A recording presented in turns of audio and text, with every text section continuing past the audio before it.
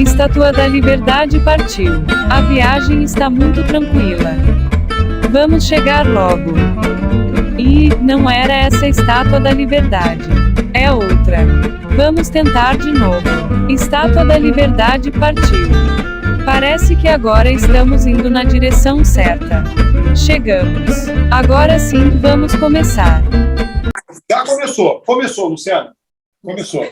Bom dia. Bom dia a todo mundo. Bom dia. E aí? Isso aí é a formação de quadrilha, hein? Verdade. Isso aqui é o Batalhão Azov.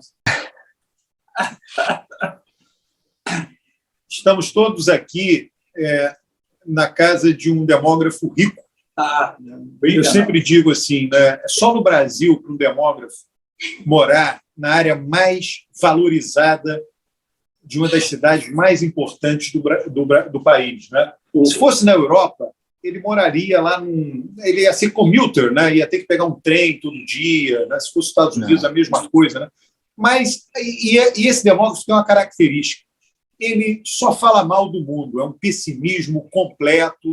As únicas coisas boas que ele vê no mundo são Butão, Nova Zelândia e Vietnã.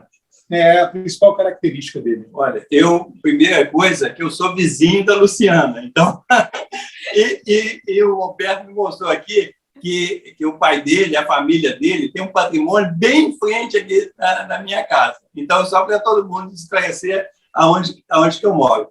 E realmente eu sou rico, mas naquela concepção que o Marx falava, lá nas teses do Feuerbach, rico em manifestações humanas da vida. Tá? Nesse sentido, eu concordo. Ele está inspirado pela época, o Rocha, época de demagogia de eleição presidencial. Vou falar nisso, Rocha. Cheguei aqui na casa do Eustáquio, né? Aí nós vimos o vídeo de Lula, né, dizendo, aí uma provocação para você, né, o Rocha. Lula afirmando que você ganha em dólar, por acaso seu salário aumenta em dólar? Você viu já essa propaganda na televisão, não viu? Uhum. Eu vi. E aí ele afirma que tem que abrasileirar o preço do combustível. Olha, vou te dizer, nós como analistas, eu, né, Eustáquio, a Luciana, você está mais, digamos assim, você está um pouco mais militante que a gente, né? Mas nós achamos isso um negócio completamente maluco. O discurso é ótimo. Como análise de comunicação política, é muito sedutor o discurso. É claro que qualquer um vai dizer, eu não ganho em dólar, então a gasolina tem que ser em dólar. Então o discurso é nota 10. Mas realizar isso, né, é meio esquisito, não acha, não, o Assim, você tem que olhar o contexto da declaração dele, né? O governo fez o quê? O governo se desfez de refinarias, né, e agora o próprio governo está dizendo que precisa de refinaria e não tem, né? E refinaria é o instrumento que nós temos para transformar o óleo que é extraído pela Petrobras, pelas exploradoras dos campos, em gasolina, né? Então, se nós temos que comprar gasolina dos Estados Unidos, como nós estamos comprando, essas distribuidoras privadas aí vão e compram gasolina dos Estados Unidos em dólar. Vai praticar o preço em dólar aqui Agora, se nós tivéssemos seguido com o projeto original da Petrobras, transformar ela numa empresa de energia,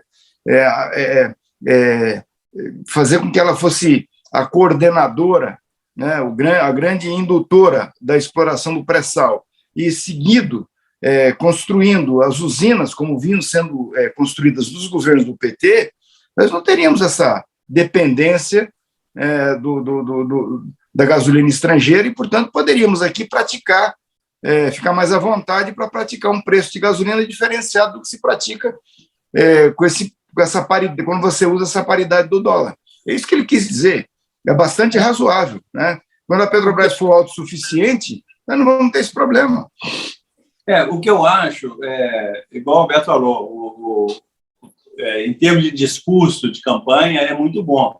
Agora, realmente vai desagradar uma parte da sociedade que entende que é o seguinte, você subsidiar, porque, assim, implicitamente nesse discurso, está uma forma seguinte, não, nós vamos subsidiar, né, não vão acompanhar o preço internacional, vamos subsidiar o preço da gasolina. Eu vejo dois problemas nisso, né? O primeiro é que eu acho que se tem que subsidiar alguma coisa, são as energias alternativas, ou até o prol, né? Avançar na produção de combustível ligado à agricultura.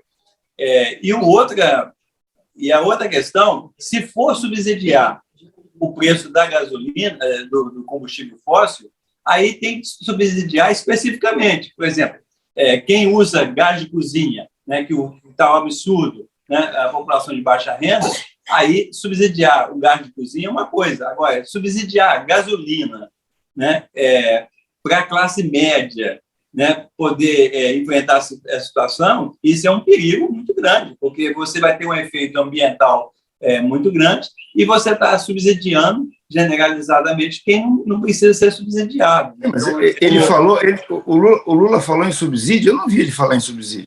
Não, quando você fala a brasileirar, está implícito que vai ter subsídio.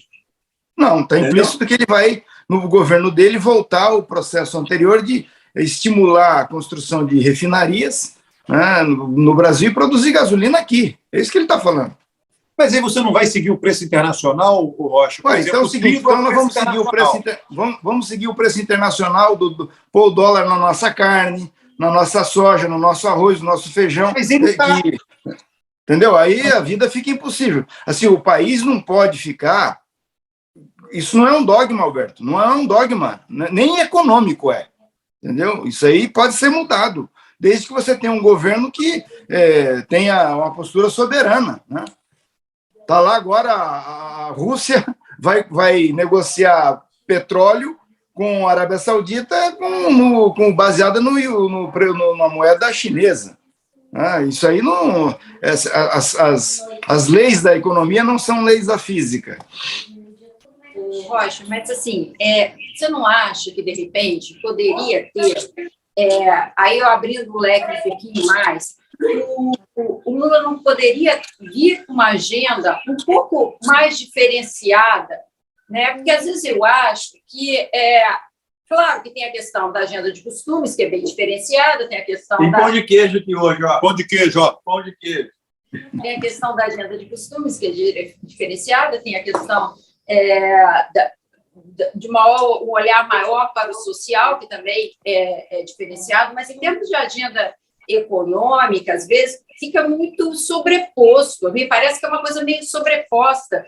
Mesmo a agenda do governo Bolsonaro e do Lula, por exemplo, ambos são contra essa postura em relação ao petróleo, tem várias interfaces que são muito próximas. A questão de ser contra a PEC do teto dos gastos é muito próximo.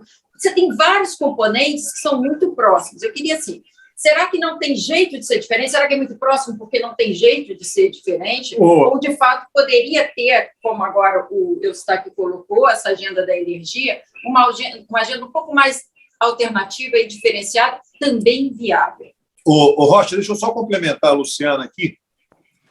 Quando você diz construir refinaria, é um subsídio, né? São dinheiros, é um recurso imenso do governo. Não, a Petrobras pode muito.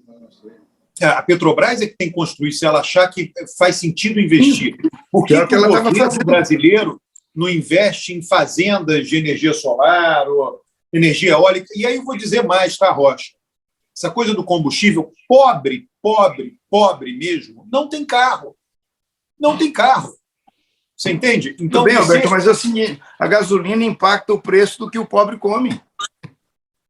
Aí você aumenta um Bolsa Família da vida, você faz um auxílio emergencial, aumentou o preço da gasolina, vai aumentar várias coisas na vida do pobre, você dá um auxílio, você direciona a política pública, você não faz ela geralzona, entendeu? Você direciona a política pública. Sim, mas é o seguinte, o governo do PT fez assim, você tem que olhar o contexto, o programa. Tem gente reclamando que até agora o Lula não lançou um programa. O programa do Lula é o programa do governo dele, que ele executou. Ele vai retomar aquilo, né? E aí, assim, é um conjunto complexo. Só para provocar, porque tem o Lula 1 e tem o Lula 2, né? É diferente um pouquinho o que ele fez em cada governo, né? Não, ele vai. Eu acho que é o Lula dar carta aos brasileiros, né? E nesse caso, ele não vai redigir uma carta, porque a carta é o Alckmin. Não, Eu só falar uma coisa, é o seguinte, eu acho que o PT errou, os governos do Lula, de julgar força demais no pré-sal. Assim, o pré-sal, o próprio Lula falava, é o passaporte para o futuro, né? É a salvação do país, com o pré-sal você vai resolver o problema da educação, da segurança. Esse é o discurso que passava aqui. O Sérgio Cabral, eu fui numa manifestação lá na Rio Branco, ele chorando, falando dos royalties do petróleo, etc. E tal. Então, assim, criou toda uma expectativa em cima do pré-sal, e o pré-sal tem vários problemas, né? Que o problema central é a questão do meio ambiente. Então, devia ter investido muito mais em energia renovável e mesmo no pró-álcool, né? No combustível derivado aí da agricultura, né? E isso não foi feito. Então, assim, não é simplesmente falar que vai repetir o que o governo fez. Eu acho que assim, tem que levar a sério esse momento agora, e ainda mais no momento disso, que o mundo está passando por uma guerra, o preço do petróleo está no pico, o preço do trigo é o mais alto. Ninguém fala do trigo, todo mundo fala do petróleo, mas e o trigo? O trigo tem impacto em tudo também, Rocha, você entende? O impacto do trigo é generalizado, rebanho. Eu acho o seguinte, o que o Lula está dizendo, primeiro, os governos do PT, se você pegar e for analisar e verificar os investimentos que foram feitos em projetos de energia alternativa, em saneamento básico, em ferrovia, certo? Que são alternativas, né, que fogem desse módulo histórico que nós temos de produção. Eu acho que, agora, o pré-sal foi uma oportunidade que apareceu no governo do Lula, que não foi uma coisa qualquer, né? Nós estamos falando das maiores reservas de petróleo do mundo, né? Isso aí não é brincadeira, tem que ser uma prioridade de governo, a exploração disso. Agora, isso não prejudica, não exclui que se faça investimentos de grande monta, inclusive colocando como prioridade das energias alternativas. Isso aí, as coisas caminham juntas, não se excluem, né? Mas, agora, Rocha, você está falando de uma maneira... se fosse no plano eleitoral, se fosse o Lula, estaria falando do preço da gasolina. Queria falar o quê? Mas você está falando de uma maneira como se tivesse recurso para tudo. O ponto é esse, não tem recurso para tudo. Você entende? Alberto, é o seguinte, vou te dizer uma coisa para você, não sei se vocês estão acompanhando. As energias alternativas estão crescendo muito no Brasil, baseadas em programas de financiamento dos governos do PT, né? E quem está colocando, não é o Estado que está construindo essas fazendas de energia fotovoltaica, energia eólica, é a iniciativa privada que está fazendo isso, essas grandes extensões, e já tem participação relevante na produção de energia no Brasil, né? Eu acho que o Estado tem que induzir isso. É mais fácil a iniciativa privada entrar nesses programas, executar esses programas, do que entrar na área de exploração de petróleo, por exemplo, que é um troço cartelizado, tem pouca gente. Entendeu? É absolutamente fundamental que você tenha uma empresa estatal, né? Você não precisa ter uma empresa estatal para fazer energia fotovoltaica, energia eólica. A iniciativa privada está se virando aí, está fazendo. É isso. Então, eu vou dizer assim, né, rapidinho, só para provocar o Rocha rapidamente. Essa coisa, quando você diz é absolutamente fundamental ter uma empresa estatal, eu fico pensando assim, eu gostaria, se eu tivesse que escolher quais empresas o Brasil deveria ter hoje, eu escolheria o Google no Brasil, que o Google fosse brasileiro. Ou Google e Facebook, e não Petrobras. Não estatal. Eu queria que Google e Facebook fossem brasileiros e privados, porque seria mais importante. Esse conceito de que tem um negócio estratégico e que esse estratégico tem que estar na mão do governo, é que eu fico meio confuso com isso. O Google não é mais estratégico que uma empresa de petróleo, o Facebook não é mais. Eu imagino que sim, Meta, sei lá, e eles são privados. Você entende, Rocha? Eu entendo, assim, os dois são estratégicos, certo? Os dois são estratégicos. Só que é o seguinte, você não pega uma coisa como o pré-sal certo? E entrega para as empresas petroleiras estrangeiras virem explorar, porque qual é a outra empresa petroleira que tem no território nacional? Só a Petrobras, certo? Se a gente pegar a Petrobras, provavelmente quem vai comprar a Petrobras, se a gente vender, vai ser alguma petroleira estatal da Noruega, dos Estados Unidos, da China ou da Rússia, entendeu? Assim, o país... Eu estou dizendo nesse contexto, eu acho que você não pode excluir as coisas. Ó, ou você tem o Google ou você tem uma empresa estatal de petróleo. Primeiro, é difícil você pensar em ter uma empresa estatal como o Google.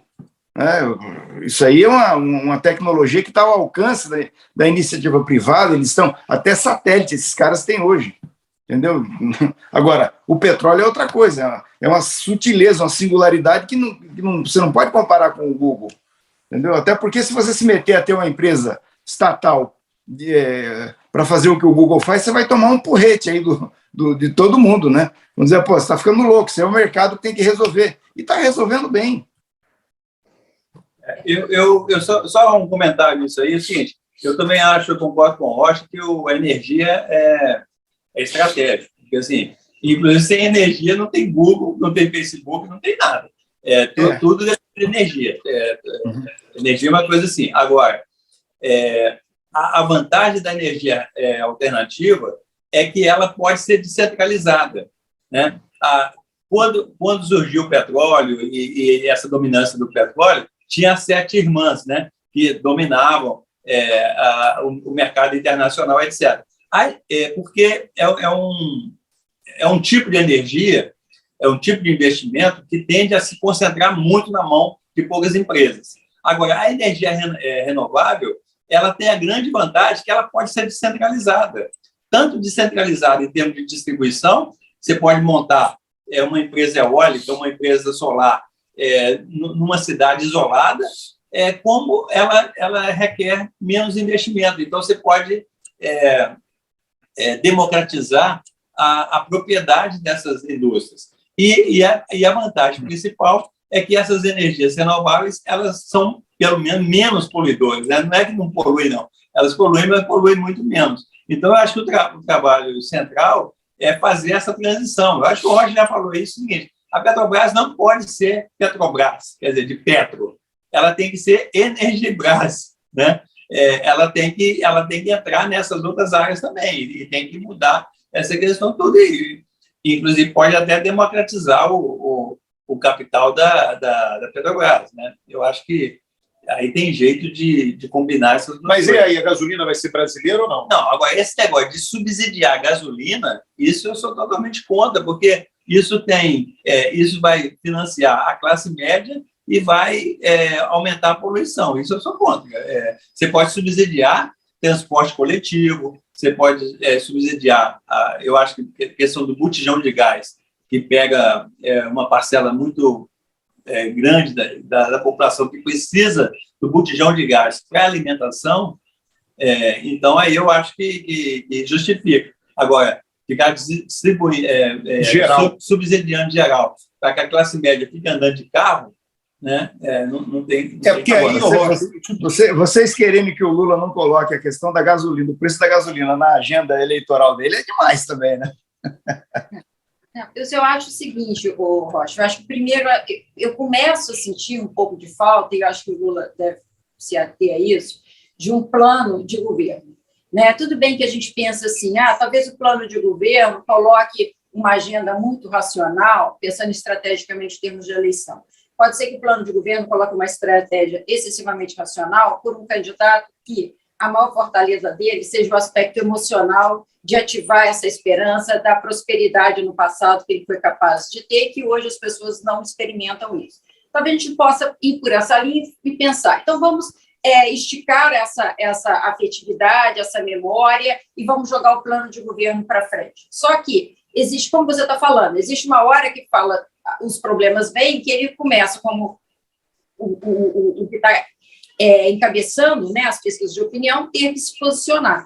E, às vezes, fica uma coisa muito assim, aleatória, porque assim, e muito, insisto, e às vezes muito próximo do que o Bolsonaro coloca em termos de política econômica. Isso é muito ruim. Eu acho que para ele, em algum aspecto, pode ser muito ruim essa proximidade e sobreposição em alguns pontos, ainda que eu saiba que ele tem toda uma diferença na política social e na agenda de costumes. Tá, tudo bem, estamos sabendo disso. Mas, por exemplo, um plano de governo que a gente consiga distinguir alguma coisa é muito importante, entende? Porque nós estamos falando aqui da questão energética, mas que eu me lembre, a questão da energia no Lula, primeiro governo, ela veio intrínseca com a questão da política externa também. Ele utilizou muito da questão da energia para se posicionar também como liderança sul-sul, né? E que ele fazia... Teve o gasoduto, então você teve que ter todo um processo aí, a renegociação com o Paraguai, ou seja, de reposicionamento e de fortalecimento dele nesse processo. Então, eu sinto, às vezes, falta de uma questão mais ampla, né? E porque, de novo, eu sei que a diferença dos dois ainda está muito grande, é uma diferença muito grande, mas a curva que eu presto mais atenção nem é a curva, falando um pouco da pesquisa recente, nem é a curva tanto da intenção de voto, que ali está mexendo, não está mexendo muito, mas se a gente olhar para a diferença da rejeição, que para mim essa eleição, o mais importante do que a intenção de voto é a rejeição, porque eu acho que vai ser pautado pelas afetividades negativas, o Bolsonaro caiu. 7 pontos. Acho que caiu. Alguém se lembra? Forte? Eu acho que ele caiu 7 pontos, não me lembro. Caiu de 60, saiu 5 pontos, caiu de 60 para 55 a rejeição. E o Lula aumentou 7, subiu de 30 para 37. Então, assim, talvez já começar a pensar em uma atitude um pouco mais proativa na campanha, para que se posicione melhor. Eu sei que a diferença dos dois ainda é muito grande, que ainda está numa certa zona de conforto para o Lula, mas é preciso se ater ao que o Bolsonaro vem. Rocha, uma coisa assim que eu acho, né, que é muito a minha preocupação, eu falo isso em vários vídeos, né, nossos aqui, até os vídeos, é a qualidade do gasto público. Né, a qualidade do gasto público, no meu entender, né, o gasto público ele deveria ser sempre direcionado para aqueles que mais precisam, número 1. Tá?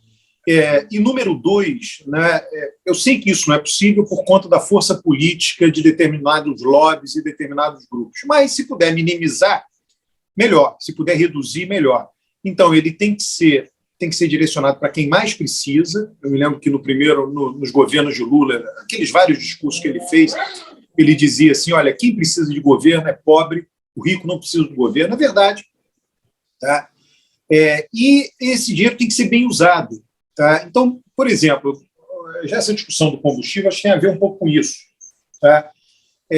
A gente direciona gasto público para subsidiar a gasolina, eu sou contra de forma completamente indiscriminada, né? Porque não vai para o mais pobre, não está focalizado no mais pobre. Se a gente pegar, eu viro e mexo, subsídio do orçamento, né? Renúncia fiscal, super simples, né, que inclusive aumentou no governo do PT, resultado de lobbies. Guilherme Afife é a principal figura, foi ministro nos governos do PT. O super simples não beneficia os mais pobres, não é verdade que beneficia, não é verdade, não tem nenhum estudo conclusivo dizendo que faz com que os beneficiários do super simples, por causa dele, gerem mais empregos. Não é verdade isso. A Zona Franca de Manaus não beneficia os mais pobres, um subsídio gigante, né, completamente equivocado. Você faz uma maquiladora para dentro do país, você importa os componentes, monta e vende dentro do país. Né? Então, assim, eu acho que a discussão importante, né, no meu entender, né, considerado aí o favoritismo de Lula, né, é você olhar os números, olhar os dados, toda vez se perguntar se aquele gasto público, aquela renúncia fiscal, aquele subsídio, ele beneficia realmente os mais pobres, que são os que precisam, ou se eles foram capturados por determinados lobbies, né, ou concentrados, ou difusos. Esse da gasolina, eu acho que é um lobby difuso, de quem tem carro, da classe média alta. O povo super pobre mesmo não tem carro. Então, assim, eu vejo assim, Uma coisa é campanha eleitoral. Nossa conversa tem, é claro, a ver com o tema da campanha eleitoral, mas nós não estamos aqui pedindo voto para ninguém, né? Nem para nós, nem para ninguém. Né? O que eu penso é que a gente sempre tem que refletir se esse recurso público está indo realmente para quem mais precisa, porque senão é gerador de desigualdade. A gente depois se pergunta por que a desigualdade no Brasil é tão grande? Por causa dessas coisas. Você dá subsídios indiscriminados que não são focalizados nos mais pobres. Eu acho isso um baita problema do Brasil. Na campanha de 90, na campanha de 89, o Collor ganhou, o Roberto Freire tinha como mote da campanha desprivatizar o Estado. Depois, no curso da campanha, o Covas também andou verbalizando isso. Por quê? Porque o Estado brasileiro é um Estado privado. Se foi apropriado pelos conglomerados, pelos interesses econômicos das elites e serve a elas, historicamente, né? Eu diria que o governo do Lula e da Dilma foi um ponto fora da curva nesse aspecto, né? Mas, por quê? Porque colocou um pouco o pobre no orçamento, um pouco, né? Mas seguiu o que você está falando, né? As grandes corporações indo lá e arrancando subsídios com seus lobbies e tal. Então, o que eu acho é que o que o Lula tem que fazer agora é um programa de governo que vai ser o avanço em relação àquilo que ele praticou nos dois governos anteriores dele, né? Avanços claros. Agora, eu acho que a gente tinha que... porque é o seguinte, a campanha, se você olhar lá para a campanha do Bolsonaro, olhar lá para a campanha do Sérgio Moro, do Dória, do Ciro Gomes e do Lula, você vai ver dois espaços diferenciados. Um espaço é esse onde as pessoas estão discutindo o programa, né? Tem gente lá na campanha do Lula discutindo o programa, olhando para o Brasil e trocando informações com ele, refletindo, fazendo reuniões e para montar o programa. Esse programa, uma hora ele vai sair, certo? Não sei se ele vai ser mais genérico, mais específico, mas uma hora ele vai sair. Agora, a prioridade da campanha, vocês todos sabem disso, são as costuras políticas nos estados, né?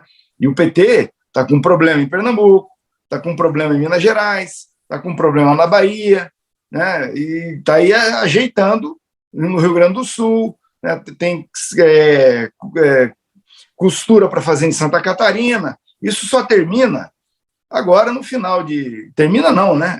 A primeira fase termina no final de abril, no final de março, quando encerra o prazo para mudança de partido, né? E aí, assim, as cartas vão ficar todas na mesa, nos seus lugares, né? As peças vão estar no tabuleiro, nos seus lugares, e aí vamos dar outros passos, né?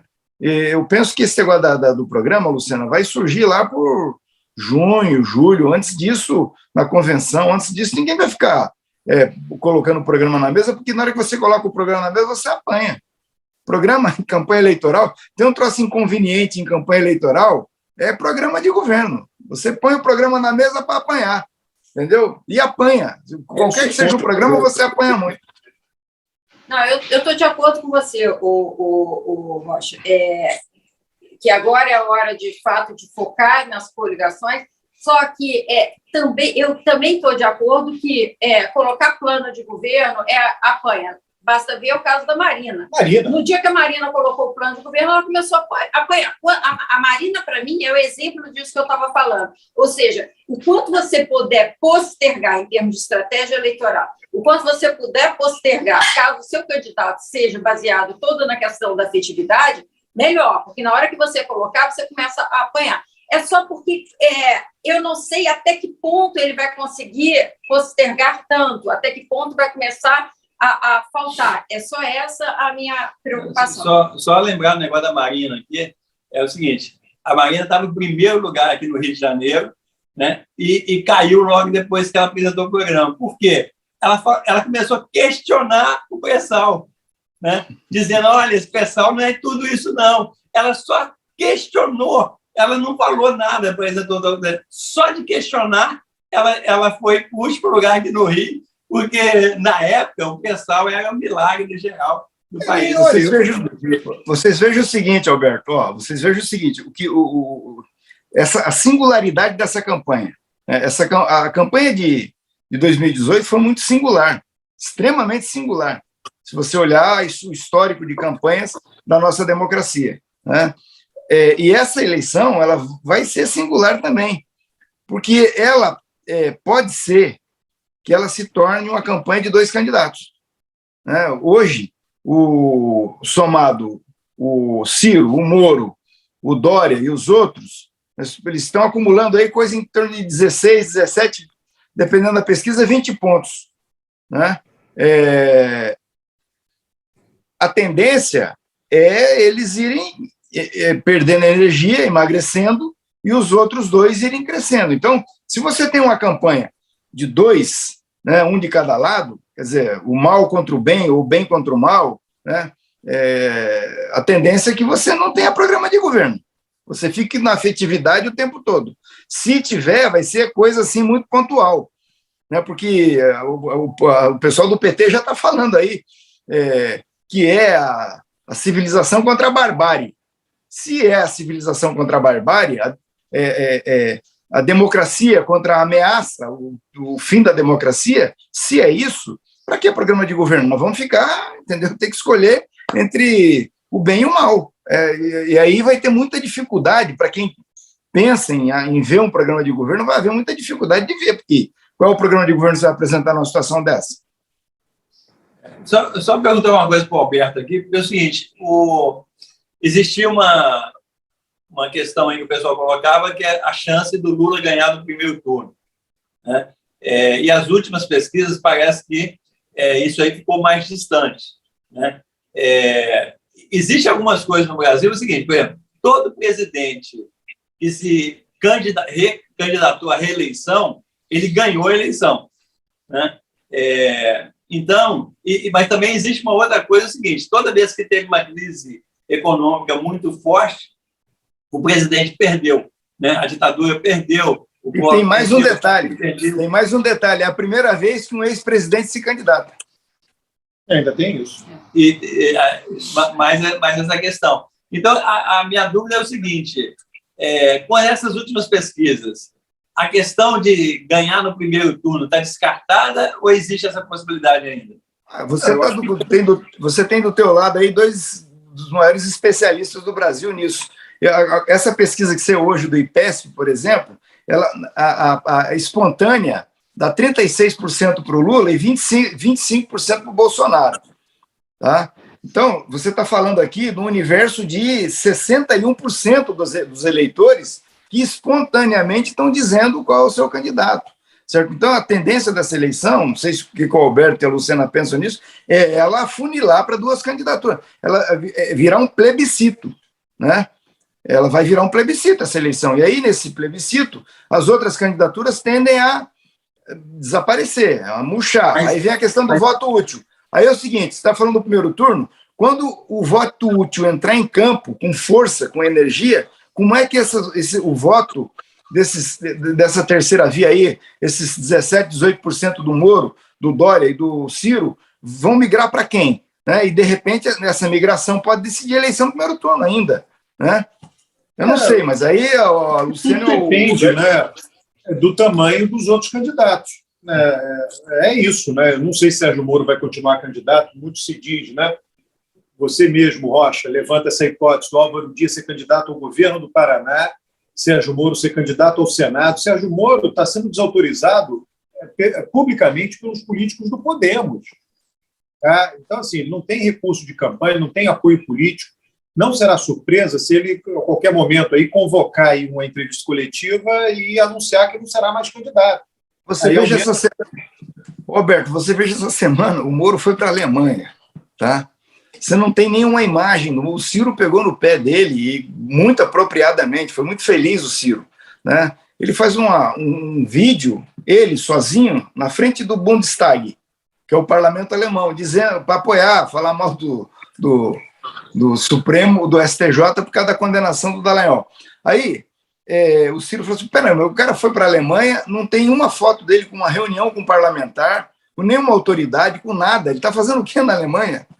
Entendeu? E aí eu até entrei lá no espaço do Ciro para dizer, olha, o Lula foi para a Alemanha em 2020, foi recebido pelas maiores lideranças do Partido Socialista Alemão, do Partido Comunista, do Partido Verde Alemão, e os sindicalistas fizeram um grande encontro com o Lula lá em 2020, depois ele voltou agora em 2022 e foi recebido pelo Olaf Scholz, que é o chanceler eleito, né? Foi recebido por autoridades o tempo todo, foi festejada a passagem do Lula pela Alemanha nas 2 vezes que ele foi lá. E o Moro está andando lá feito um Zé Lopreu, né? Como diz no Nordeste. Então, eu francamente, eu fiz uma aposta com os amigos aqui em Curitiba que eu acho que o Moro não passa de abril. Eu estou mantendo a aposta e eu acho que vou ganhar, entendeu? Não tem. Na medida em que você perde candidato, aí, Alberto, na medida em que você deixa de ter candidaturas, ou as candidaturas que ficam são muito inexpressivas, os votos vão se concentrar. Aí você pode, de fato, ter o eleitor ser obrigado a decidir. Estão dizendo que a reunião do PSDB, a tal convenção que junta, não sei o quê, vai impedir, porque ela tem o poder legal de impedir a candidatura do Dória. Está circulando isso aí. E está circulando essa ideia de que pode ser que eles se juntem, né? Porque o Moro meio bateu no teto. A melhor semana do Moro foi 1, 2 depois da sua candidatura, que ele deu muita visibilidade, depois ele não subiu e até recuou. O Dória também não conseguiu, apesar de ter ganhado a convenção do PSDB, não foi para frente, não achou o partido e está essa fragilidade. Simone Tebet apareceu semana passada em esportes nacionais e essa pesquisa não mostrou também o crescimento dela. Aliás, os esportes que apareceram, eu vi 2 ou 3, muito, muito simples demais, não davam dimensão do trabalho dela, realmente uma pena. Na minha percepção, em termos de apresentação dela, foi queimar cartucho com o material que foi divulgado. E, com isso tudo, pode ser que eles se juntem. Essa é outra possibilidade também, que as conversas estão bastante avançadas nesse sentido. Agora, se essa junção vai somar a intenção de todos, se vai tornar algo competitivo, é muito difícil. Eu acho que ainda é mais difícil quando o Bolsonaro melhora um pouquinho. Nós estamos falando de uma melhora muito ínfima, tá? Eu estou mais atenta à questão da redução da rejeição do que, de fato, desse crescimento aí, que é muito, muito pequeno. Mas, se o Bolsonaro aparece mais para o jogo, a polarização fica mais forte. E aí eu acho que fica mais difícil que a terceira via ainda. O Bolsonaro, quem entra no Twitter dele, tá? Se você entrar no Twitter do Bolsonaro, ele está fazendo campanha direto, está andando em garupa de moto no interior do Ceará, está indo a Birosca de madrugada, está em campanha, junto ao povão. Tá? Junto ao povão. Exatamente. Esse é o debate que tem, por exemplo, no PT hoje. Né? Porque o Bolsonaro está fazendo isso desde o dia que ele sentou na cadeira de presidente. Agora intensificou, usando as estruturas do Estado, os programas de governo para fazer campanha. Agora, essa história aí dos pastores, isso é o que é? Isso é esquema de campanha, né, lá no Ministério da Educação. E o Lula, tá, na minha opinião, acertadamente, ele tem feito eventos fechados, né, vai começar a andar mais pelo Brasil agora, mas ainda fazendo eventos fechados, né, não vai fazer isso de sair para o público e tal, até decidir, acertar essa conformação do que eu chamo de Frente de Restauração Nacional para um governo de restauração nacional. Tira a ideologia, deixa ela no armário por enquanto, nós vamos fazer uma restauração do Brasil, né, com quem der, com quem topar, com quem quiser vir. Entendeu?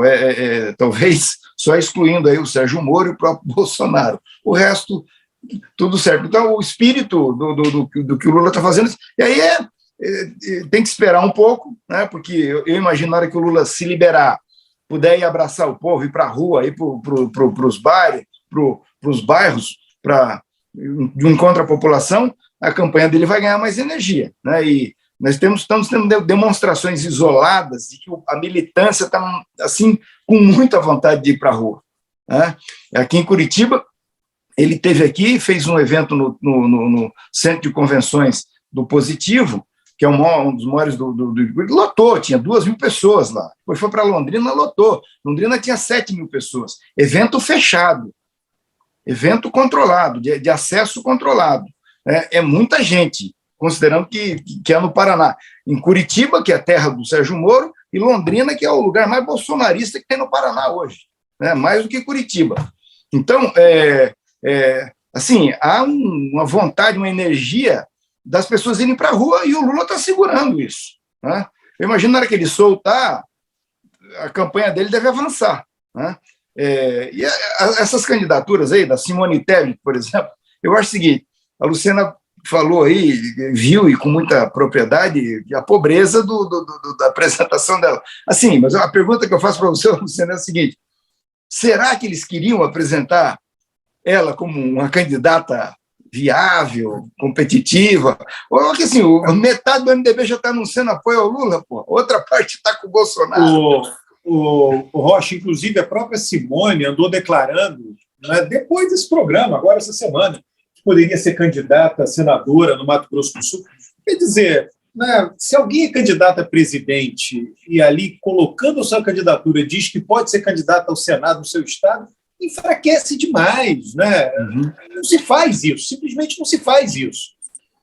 E essa insistência de falar da candidatura do menino lá do Rio Grande do Sul, né, é meio que a Globo falando isso, a mídia, a grande mídia, assim, é como uma desautorização para quem já está no jogo, né? Como a Simone, o Moro, o próprio Ciro, né? Que, na minha opinião, é o melhor candidato da terceira via, pena que ele não é da terceira via, mas, enfim, todo dia aparece alguma coisa que estiola, que desautoriza, que enfraquece a terceira via, né? Quando parecia que era o Moro, aí vem os caras aí com o menino do Rio Grande do Sul, tentando tirar o Dória. Então, assim, isso não vai dar certo, não tem como funcionar. Eu acho que a tendência é afunilar, e afunilando, ficando duas candidaturas muito fortes, o eleitor não gosta de perder voto. As pessoas vão votar num dos dois. Tem a lei de Pareto, né? 20% dos atores concentram 80% dos recursos, né? Que se chama exponencial, né? A lei de Pareto se aplica ao voto, não nessas proporções exatas, 80-20, não é isso. Né, mas toda eleição presidencial você vê que é um exponencial, né? Os candidatos mais votados têm muito voto e despenca rápido, e os terceiro, quarto têm pouquíssimos votos, né? E isso é uma dinâmica até que acontece no final do processo eleitoral, na última uma semana, 2 semanas, né? Que seja um percentual pequeno, mas, por exemplo, Ciro tem um percentual pequeno, que um percentual pequeno dele, né, na verdade, uma proporção grande do que seria ele. Vamos supor, Ciro tem lá 8 pontos percentuais de voto. Se metade deles migrar e fizer o voto útil na última semana, aí dá primeiro turno, entendeu? E essa lei de Pareto, que se verifica em qualquer eleição, né, para deputado também é assim, né, para outros cargos também é assim, não é só presidente, ela acaba acontecendo, né? É um fato da vida real. Renda é assim, tráfego na internet é assim, voto é assim. Né, muita coisa concentrada em poucos atores, tá? Então, nesse sentido, pode sim terminar no primeiro turno, se continuar as pesquisas nesse patamar. Só chamando a atenção de uma coisa, muita gente falando que a pesquisa é uma grande novidade do Datafolha. Este dado que saiu agora do Datafolha para primeiro turno é praticamente o mesmo. Eu acho que é 1 ponto percentual de Lula que está diferente, Bolsonaro é o mesmo do que o Datafolha de setembro do ano passado. Uhum. Tá? Então, assim, por que eu estou falando isso? Né?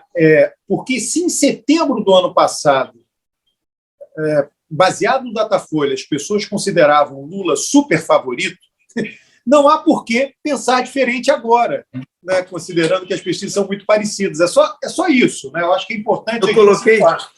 Eu coloquei no meu Twitter o seguinte... nós estamos há 6 meses da eleição, tá? O resultado da pesquisa de hoje é igual ao de 6 meses atrás. Entendeu? É isso. É isso. Sabe? Tem muito o que fazer, sabe? Então, sei, Luciana, mas eu acho que a tendência...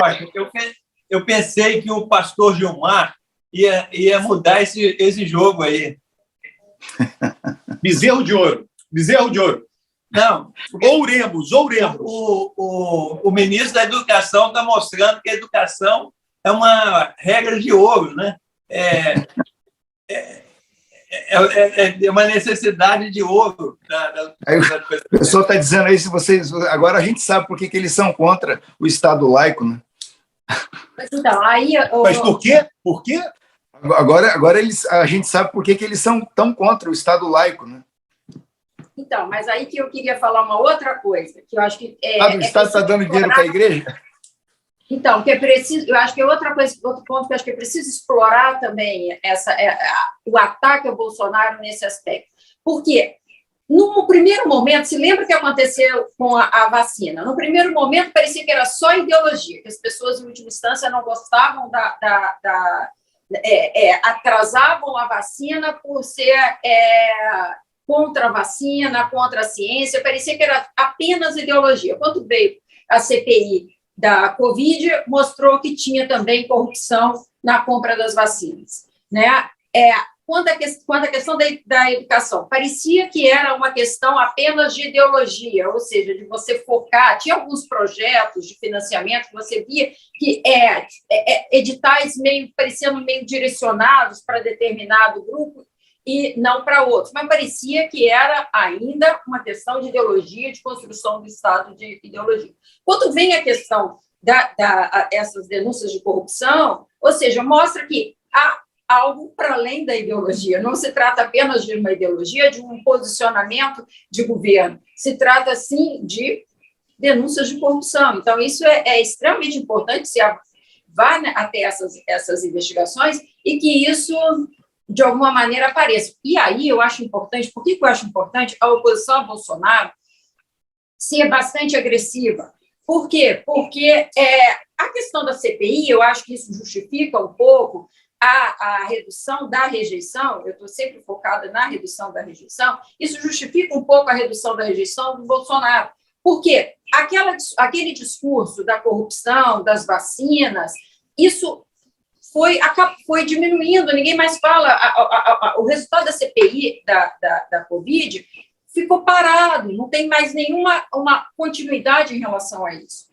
Então, isso vai atenuando. Então, aquele desgaste foi atenuado. Isso, de alguma maneira, possibilita, entrou o auxílio emergencial. Então, tem que tomar cuidado com o Bolsonaro, porque, volto a dizer o que eu falava na semana passada, os valores, em termos de comportamento, os valores da sociedade são os mesmos. Então, tem que monitorar. Tudo que eu estou querendo dizer, na verdade, tem que monitorar o Bolsonaro, porque ele tem uma margem aí que ele pode crescer. Foi pouco, entendo vocês, mas eu estou focada na rejeição, na queda da rejeição, porque a rejeição é importante na hora de uma questão polarizada. Luciana, Bolsonaro, como falando que o Bolsonaro é favorito a Lula, não estou querendo dizer isso. Só estou querendo dizer que ele é um adversário que está vivo. Olha, se você considerar o critério que o Eustáquio expôs agora há pouco, de que um presidente nunca perdeu uma eleição no cargo, o Bolsonaro é favorito. Né? Vamos trabalhar com a realidade, com o que a gente tem de concreto. Ele está lá no cargo, nós estamos tentando tirar ele de lá. Não é fácil. Eu tenho dito o seguinte, a eleição na Argentina, em 2018, do Alberto Fernandes, e também a eleição no México, um pouco antes, se vocês forem olhar, tinha um candidato que estava com uma larga vantagem, a eleição foi se aproximando e o troço foi encurtando e na hora da eleição foi por um pescoço. Né? No México, na Argentina, depois nós tivemos a eleição no Chile, no Peru, mesma coisa, existia uma larga vantagem na frente e depois a coisa ficou ali por um pescoço. E no Chile a mesma coisa. Então a eleição no Brasil, nos Estados Unidos também, a eleição americana foi no pescoço. Eu não vejo razão para não achar que vai ser diferente aqui. Certo? O Bolsonaro vai subir, né? A estrutura de governo é muito forte, quem está no governo é muito forte, não é brincadeira, ele vai subir e a disputa vai ser difícil, não vai ser fácil, não. E eu não descarto essa coisa do Bolsonaro não se reeleger. Eu estou até dizendo o seguinte, os caras que foram contra a aliança do Lula com o Alckmin, pode ir fazendo fila para tomar tapa, entendeu? Porque está aí mais do que provado a necessidade da relação com o centro para viabilizar a eleição do Lula. Não tem dúvida em relação a isso. Pois é, o Rocha, eu estou lembrando aqui. A gente está caminhando para o final, tá? Faltam 10 minutos. Não vai falar um pouco da guerra? Não, eu ia falar o seguinte, que a única pessoa que não perde eleição nos últimos 20 e poucos anos é o Putin. Você viu, cara? Eu estava lendo, eu li muita coisa sobre a Rússia. A Rússia tem 94 governadores. É um país imenso, tem 94 governadores.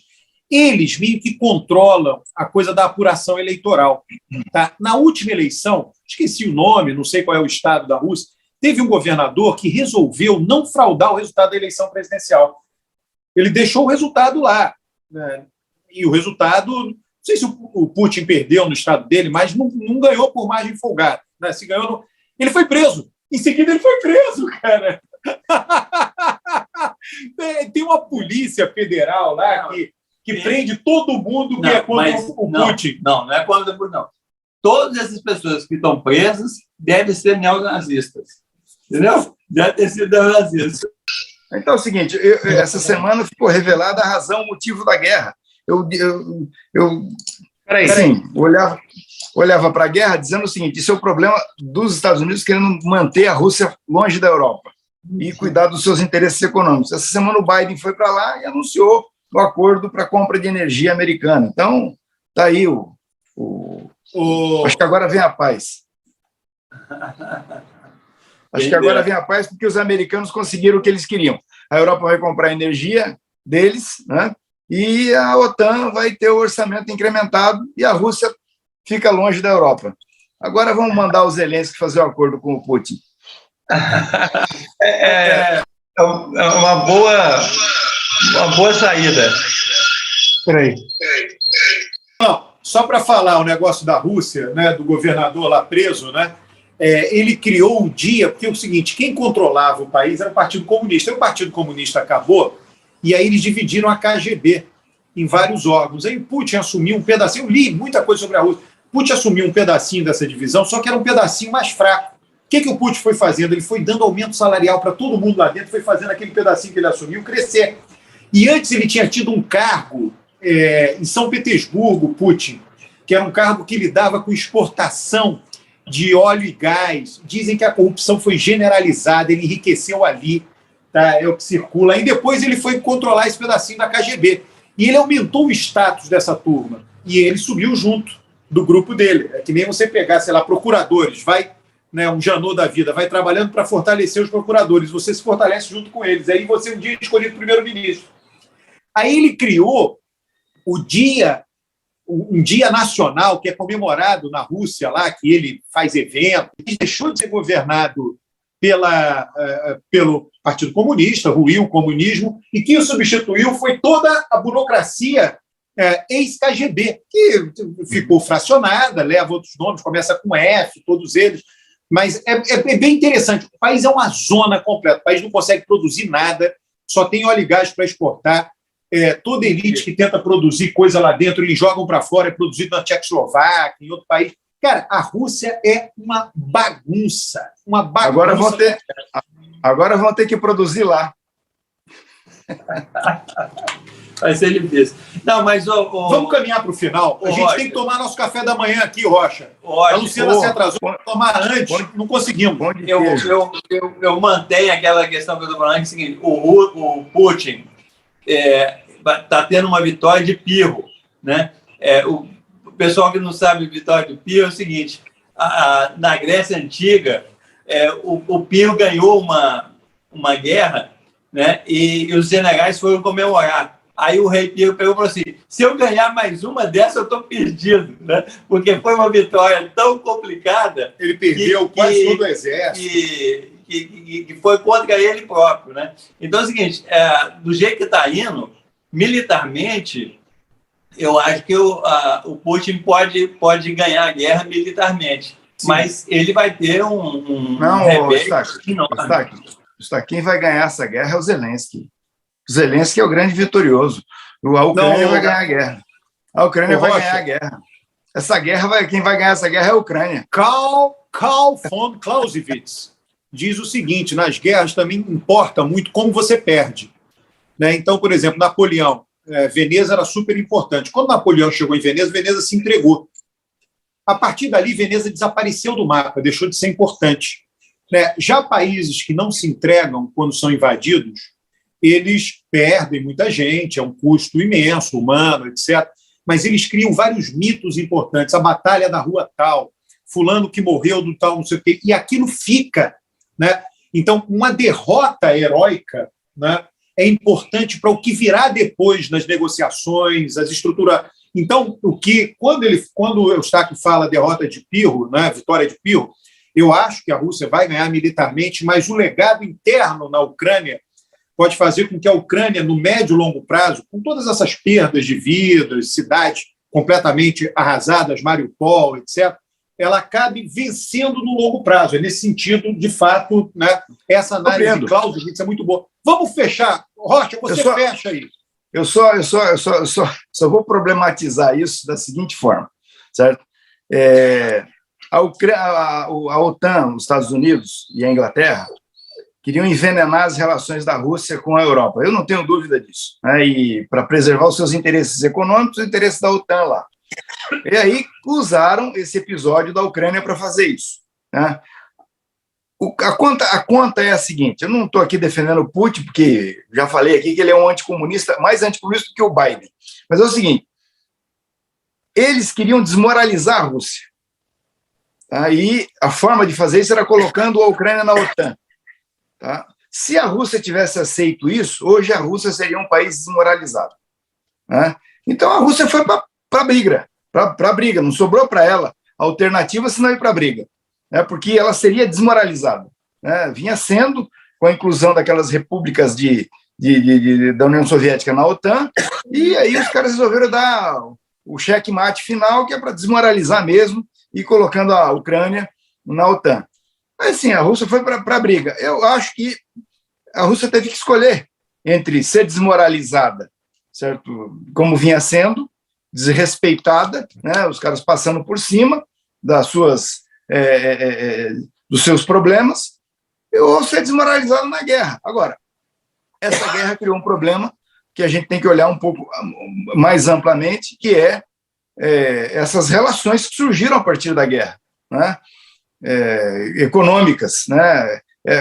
Já não vai ser mais, depois dessa guerra, um mundo como era, com os Estados Unidos dono completo da situação. Isso vai mudar. Essa guerra mexeu nisso, né? Então, acho precipitado dizer que a Rússia vai perder a guerra, né? Ganha militarmente, mas perde, porque isolada ela já estava sendo antes, né? E talvez esse isolamento agora imposto pelo Ocidente possa produzir coisas diferentes, interessantes do outro lado do mundo, que a gente vive aqui, mas lá existe outro mundo lá, né? Com a sua dinâmica, com a sua realidade, é isso. Eu acho que Vietnã, Nova Zelândia e Butão desse lado do mundo aí que você está falando. Exatamente.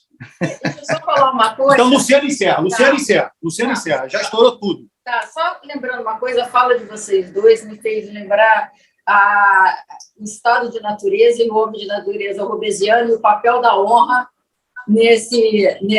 nessa coisa da guerra, da briga e de se estabelecer, então, um Estado, né, necessidade de estabelecer o Estado. Ou seja, se a gente coloca essa percepção da honra, da guerra, e é um mundo, de fato, fora da política. A gente pode dividir duas honras: honra de personal trainer e honra de morador de rua. Tchau, tchau, pessoal. Tchau, Rocha. Um abraço. Tchau, gente.